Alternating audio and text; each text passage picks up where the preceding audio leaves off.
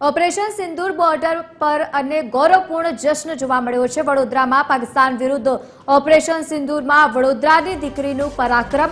Operation સિંદૂર અંગે press conference કરનાર kernel Sofia Qureshi વડોદરાની છે।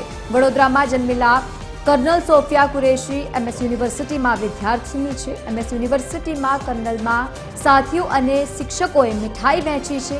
ભારત માતા કી જયના નારા લગાવ્યા છે અને યુનિવર્સિટીમાં હાલ જશ્નનો માહોલ છે।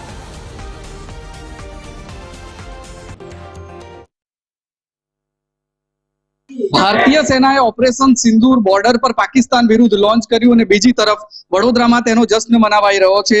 વડોદરાની એમએસ યુનિવર્સિટીની સાયન્સ ફેકલ્ટીમાં કે જ્યાં કુરેશી સોફિયા એટલે કે જેમને પ્રેસ કોન્ફરન્સ કરી છે ઓપરેશન સિંદૂરને લઈને ભારતીય સેનાની ઓફિશિયલ જે પ્રેસ કોન્ફરન્સ કરી છે સોફિયા કુરેશી કર્નલ તે મૂળ વડોદરાના છે, વડોદરાની ગુજરાતી દીકરી અને એટલા માટે જ ગુજરાતીઓ અને વડોદરાવાસીઓ ગર્વ લઈ રહ્યા છે। આપ અહીંયા જોઈ શકો છો સાયન્સ ફેકલ્ટીની બાયોકેમિસ્ટ્રીમાં જ્યાં તેમને અભ્યાસ કર્યો હતો ત્યાંના તમામ ટીચર્સ અને તેમના સાથીઓ અહીંયા જશ્ન મનાવી રહ્યા છે।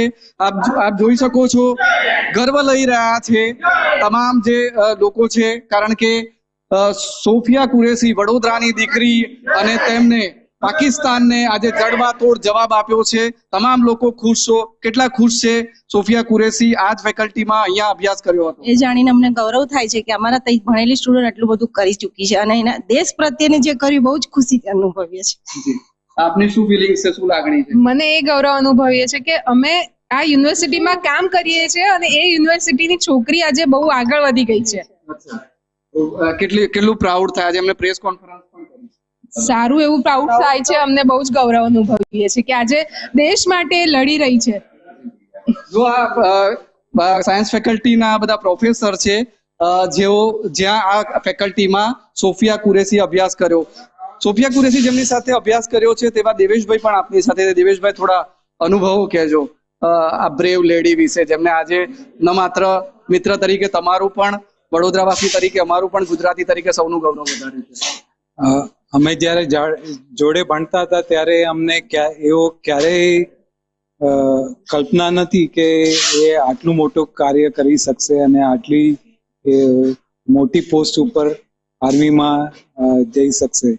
ત્યારે અમે જ્યારે ભણતા હતા ત્યારે એમને ભણવામાં અને રિસર્ચમાં બહુ રુચિ હતી અને એમને રિસર્ચ કરવું હતું।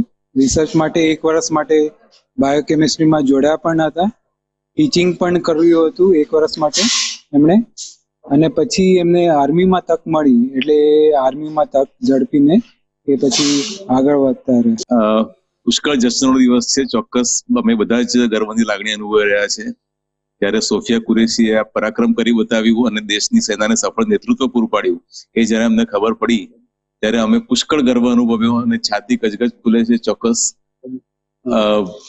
અને એમના ક્લાસમેટ સાથે પણ અમે વાત કરી, તમે હમણાં જ એમની સાથે વાત કરી એટલે અમને એનાથી અમને ખ્યાલ આવ્યો કે તે વખતે પણ ભણવામાં પણ પુષ્કળ શું કહેવાય બ્રાઇટ હતા।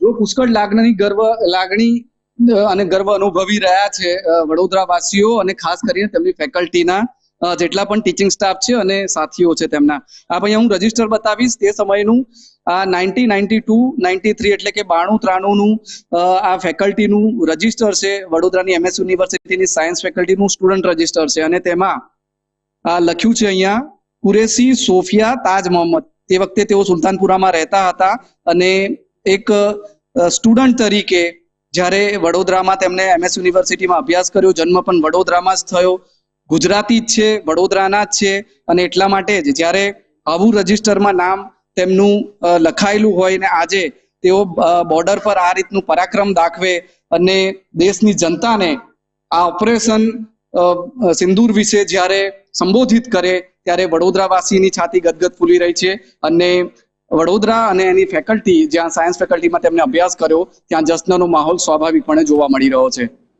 કેમેરામેન જિગ્નેશ સોલંકી સાથે અમિત ઠાકોર, TV 13 ગુજરાતી, વડોદરા।